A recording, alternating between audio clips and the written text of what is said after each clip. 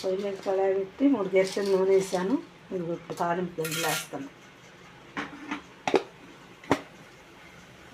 గింజలు వేసి నేను ఉల్లిపాయలు వేస్తాను. నేను ఒక్క బీరకాయ తీసుకున్నాను. ఉల్లిపాయ తర్వాత 4 రెబ్బల కరివేపాకు వేస్తాను.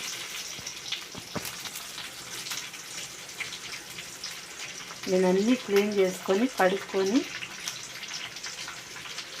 ముక్కలు కూడా కరిగి పెట్టేసి ఇప్పుడు పచ్చిమిర్చి చిన్న పచ్చిమిర్చి చిన్న ముక్కలుగా వేసాను. పచ్చిమిర్చి వేసాను.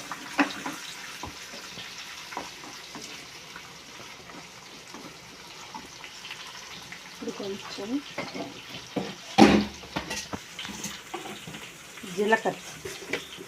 జీలకర్ర ముందే వేసామనుకో మాడిపోయి, తాలింపు గింజలతో పాటు జీలకర్ర వేస్తే జీలకర్ర మాడిపోయి.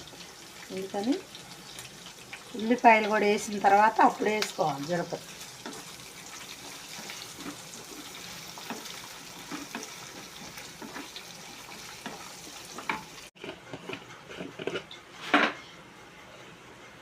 ఇప్పుడు 5 నిమిషాలు అయిపోయింది కదా.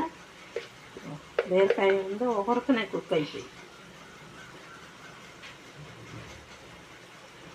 కారం 1 స్పూను, ఒక బీరకాయ కాబట్టి నేను వేసింది 1 స్పూనే వేసాను.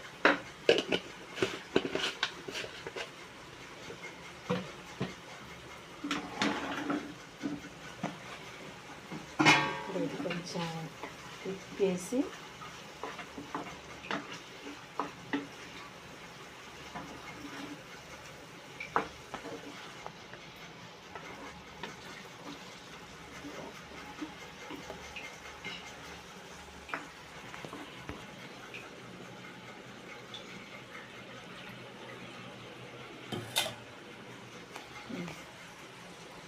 కొంచెం ఒక అరగిద్ద పాలు,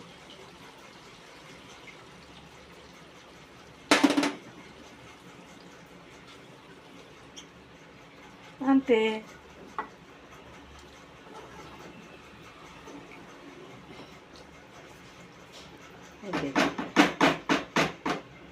రెండే 2 నిమిషాల నుంచి కట్టేస్తే బీరకాయ పాలు రెడీ.